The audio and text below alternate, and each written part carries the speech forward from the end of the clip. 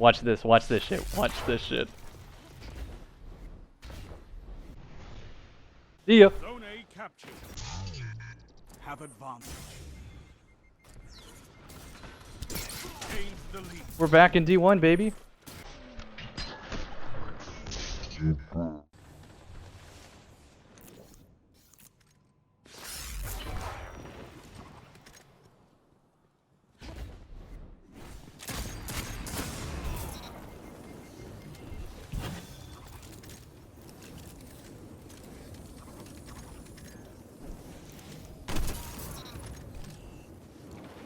Besides just using One-Eyed Mask, this is maybe the filthiest Titan loadout I've ever concocted. And here's how I did it. So the exotic chest piece I'm using is called the Heart of Inmost Light, and the way it functions is that if I use an ability, it powers up my other two abilities. Most of the time I use my barricade and I power up my sticky grenade to one-shot kill my opponent. I know, just like Destiny 1. The bow I'm using is called the Wish Ender. If you fully draw the string, you can see through walls. That's what makes this bow exotic. I don't really like using the bow. I use it just for information, and then I chunk a grenade at people. But since this is Rumble and not Trials of Osiris, I actually have to get in gunfights with people. So, my plan is always just see through the wall, shoot them in the face, and then switch to my energy hand cannon, which is Kindled Orchid, with quick draw so I can swap to it faster, and explosive payload, so that even if I'm shooting somebody across the map, at least my weapon retains that explosive portion of the bullet. Now this doesn't kill every single time across the map, but you can see I'm standing in a sunspot. That's the perk of Bottom Tree Sunbreaker. If I get a kill with a solar ability, they drop a sunspot. Then when I stand in the sunspot, I get Sun Warrior, which is a buff to my damage. And if I get a kill while Sun Warrior is active, it can drop another sunspot, thus allowing me to continue to chain this. Let's run a little simulation here. So pretend Trials of Osiris is out. Round starts. I draw the bow back. I tell my team exactly what the enemy team is doing. I go, alright, 2 are pushing up to middle and 1 is flanking to our left. Let's kill the one on the left. So I draw the bow back again, confirm, he's there to the left. I throw my barricade, I chunk a fusion grenade just right before this guy peeks out. It hits, I get a sunspot, I slide over the sunspot, now it's a 3v2, and I got a buff. I pull the bow back again. We see the other 2 across the map, hard scoped. I peek out, pop him in the face with the bow, re-peek with the explosive kindled, pick up the kill, drops a sunspot, burns the other hard scoper, and my team collapses, and we win the round. And, all while this is happening, because I'm sitting in a sunspot, I get all my abilities back to do it again the next round. My friends, this is what I'm talking about when I say Destiny is a deck builder, and that this is my perspective on the game. Think about it, like a card game. All of the different loadout components are like cards, and you combine them together to make a deck with some sort of strategy. Does it have to be skillful every time? No, not really. Sometimes it is, though. Sometimes to pull something off, you have to shoot a trip mine out of the air. Other times, you just throw a fusion grenade in their general direction, and it finds them. I don't make the game. I just play it. So don't be that guy in the comment section trying to shame me for playing the game in front of me. At this point in Destiny's lifespan, I just like building a deck more than I actually enjoy piloting it, or for those who don't know what that means, playing the loadout the best I can. So please, don't be that guy in the comment section telling me I'm wrong, trying to push some skill, competitive, uber-balanced agenda, because we've been through it, we missed that boat. Where were you in double primary? I wasn't complaining, I was playing every day, honing my skills, out BRing people. Don't start this shit. Just let me play the game. Yeah, I understand. Sometimes I create loadouts that are considered degenerate. For those who don't know what that means if played correctly, my opponent has no option to counter it. It's sort of like playing Yu-Gi-Oh! And on the first turn, your opponent pulls out Exodia every single time without fail. At that point, it's not a card game. It's rock, paper, scissors. Of course, you actually have to be skilled enough to pilot said Exodia deck, and with skill-based matchmaking being so much more common in first-person shooters, you typically run into that person more often than not.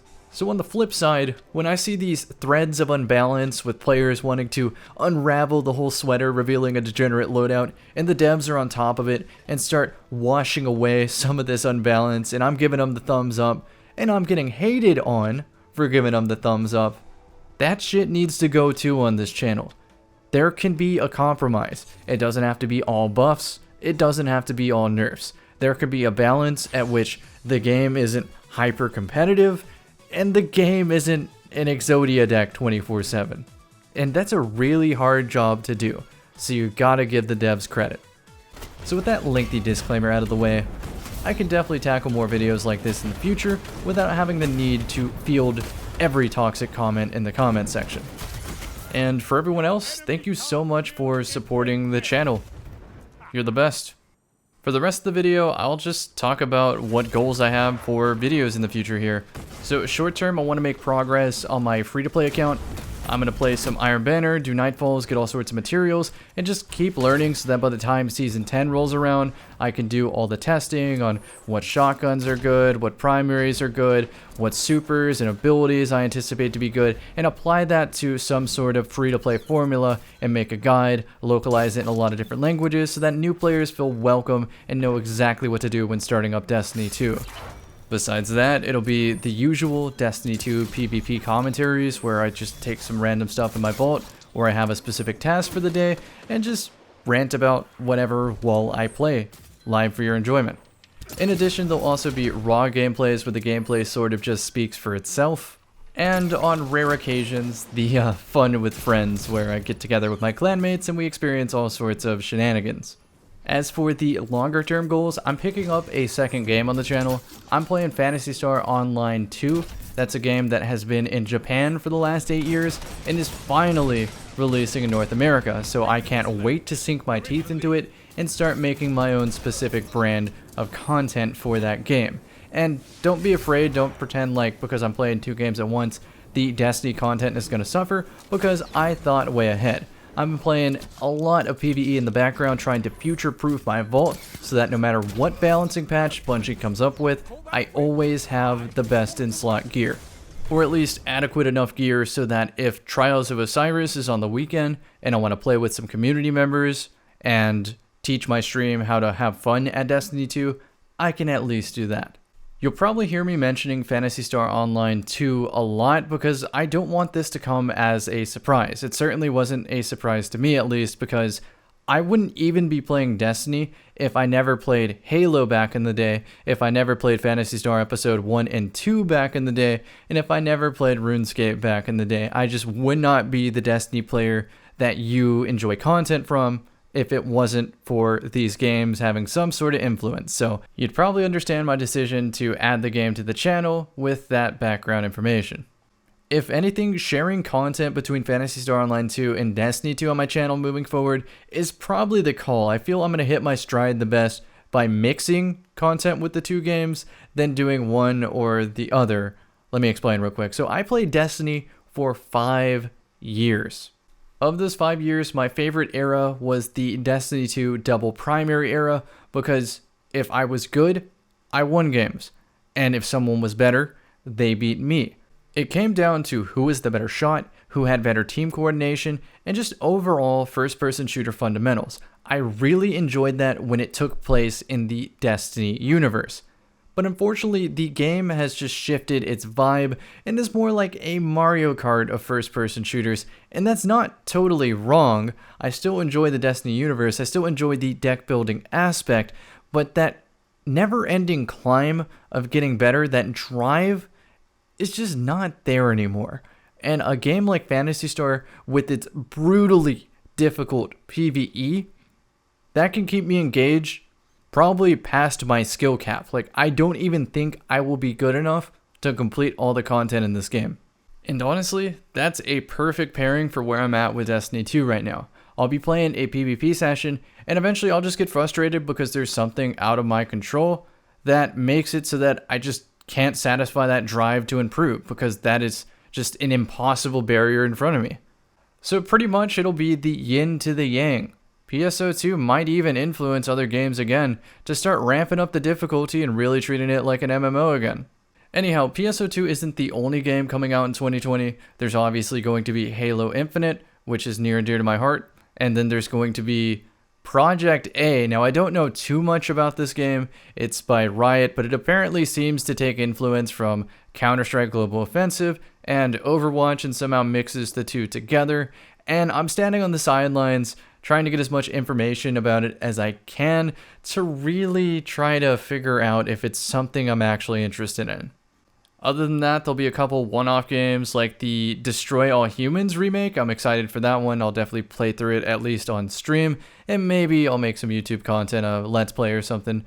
There'll be older games that I cover just for holiday-specific stuff, like maybe throughout Halloween I'll cover spooky games like the Resident Evil series or Anthem. Ooh, Back from the Dead. What else? Oh yeah, we got Guilty Gear. That's a fighting game series, and while I don't plan to cover that on my channel, I maybe won't even stream it that much. I do want to pick up the game just at least at a beginner level, just to enter tournaments whenever I go to a convention, because typically at conventions, they host tournaments, fighting game tournaments and whatnot, and it's a good way to meet people and just do things with friends. For the final game I'll talk about on this video, I'm going to mention Pokemon Sword and Shield because there is supposed to be an expansion. I've decided that I'm going to treat this game as a comfort game and try to separate it from the YouTube video making career. Just a game that I can kick back and not worry about making content for just because I enjoy it. Well, that about wraps up all I wanted to talk about today. So again, I hope you enjoyed the Destiny build. I hope you understand my perspective on Destiny 2 moving forward. I hope it comes to no surprise that I'll be playing another game on the channel. And I'm just overall excited for what 2020 has to bring for games that I can cover. Thank you guys for watching, and I will see you in the next one.